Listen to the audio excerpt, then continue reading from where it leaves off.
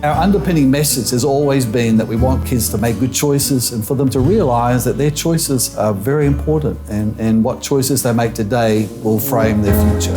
One organisation acutely aware of the deprivation they suffer through substance and sexual abuse, long-term family unemployment, poverty and poor English skills is Operation Stitches. I guess we thought that we could be part of the answer of trying to help kids keep out of trouble, and as a parent I guess you can realise that they are a product of what you sow into them.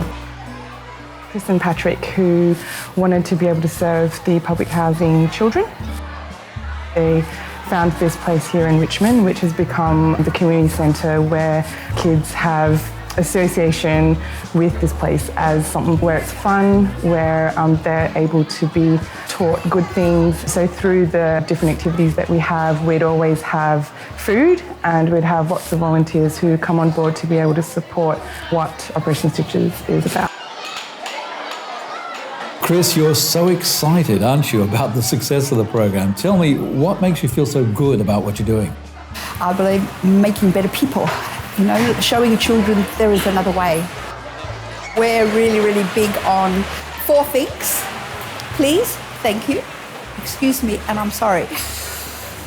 To get that into the vocabs of the kids is amazing. Nora, you love being here, don't you?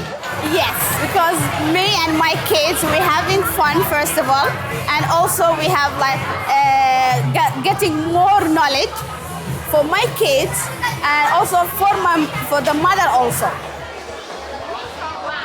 You think kids have been at school all day, why do they want to do homework? But the thing is that as soon as that countdown comes down and they've got to move off to their rooms, it's complete silence. They're off in the rooms and they're loving it. They're writing there and, they really enjoy it. We couldn't do anything without volunteers. Our tutoring program alone, which we do over 3 nights and 1 afternoon, we do different groups of children. We have over 100 volunteers that come in, give their time on an evening after work and do tutoring with these kids. So it's wonderful. I was reading recently that something in the region of 10,000 children have been assisted through your program since its formation in 1996. Yes, it would be thousands. It really is not an exaggerated amount. You have to realise that in Richmond Estate here alone, 3,000 people who live here, and out of that would be 600-700 kids. And so over 20 years, kids come and they grow up and then a new generation come through. And so there are many, many hundreds here, but we don't just do Richmond, we also do programs for the Collingwood kids and for Fitzroy kids. And so we do programs on their estate and we also bus them into some of our programs here at our facility at Richmond.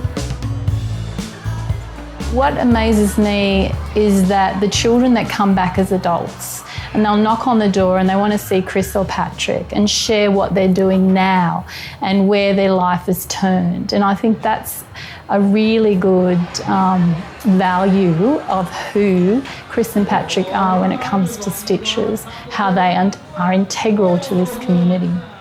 My son, he's 15 in August, and a lot of 15-year-olds would go out and, they'd want to, I want to try this or I want to try that or I want to, I don't want to do that. I don't want to do tutoring. That's not me. But he's completely opposite. I used to hang around people who were bad influences and now I'm doing better at school and it's teaching me not to do drugs, not to be violent. What do you enjoy most about being here? The kids and how Chris and Patrick make the kids grow up to be a good person. What has the organisation given you most? They encourage me to never give up. What are you learning at the moment? I'm learning to write. What would you like to do when you finally leave here? Do you have any early ambitions? I'd like to become a doctor. We want to see these kids grow up to give something back to community, not just to be a statistic.